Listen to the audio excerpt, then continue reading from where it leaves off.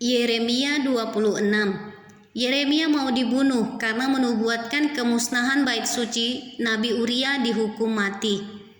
Pada permulaan pemerintahan Yoyakim anak Yosia raja Yehuda, datanglah firman ini dari Tuhan. Bunyinya, beginilah firman Tuhan. Berdirilah di pelataran rumah Tuhan dan katakanlah kepada penduduk segala kota Yehuda yang datang untuk sujud di rumah Tuhan, segala firman yang kuperintahkan untuk kau katakan kepada mereka, janganlah kau kurangi sepatah kata pun. Mungkin mereka mau mendengarkan dan masing-masing mau berbalik dari tingkah langkahnya yang jahat, sehingga aku menyesal akan malapetaka yang kurancangkan itu terhadap mereka oleh karena perbuatan-perbuatan mereka yang jahat.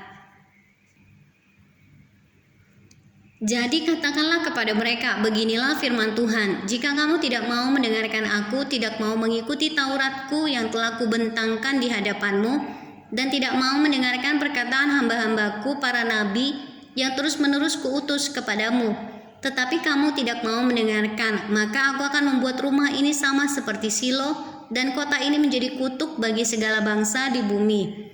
Para imam, para nabi, dan seluruh rakyat mendengar Yeremia mengucapkan perkataan-perkataan itu dalam rumah Tuhan.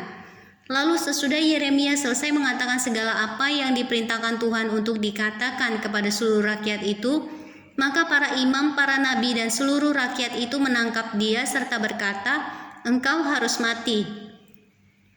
Mengapa engkau bernubuat demi nama Tuhan dengan berkata, rumah ini akan sama seperti Silo dan kota ini akan menjadi reruntuhan, sehingga tidak ada lagi penduduknya?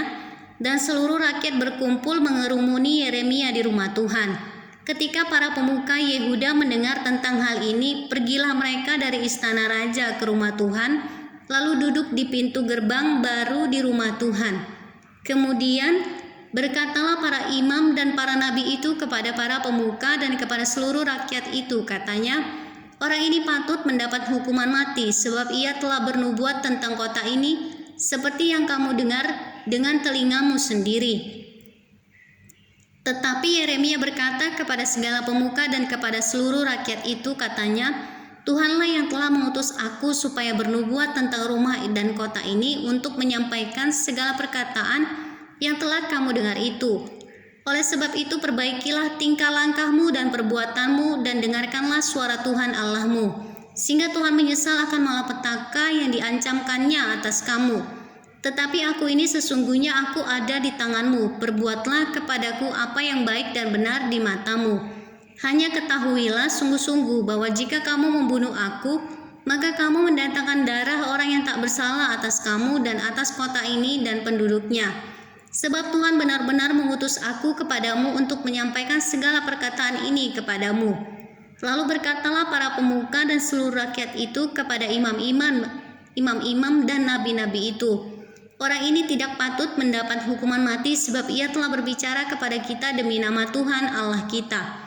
Memang beberapa orang dari para tua-tua negeri itu tampil juga ke depan dan berkata kepada kumpulan rakyat itu, katanya, Mika orang Moreshet itu telah bernubuat di zaman Hizkia raja Yehuda. Dia telah berkata kepada segenap bangsa Yehuda, beginilah firman Tuhan semesta alam, Sion akan dibajak seperti ladang dan Yerusalem akan menjadi timbunan puing, dan gunung Bait Suci akan menjadi bukit yang berhutan.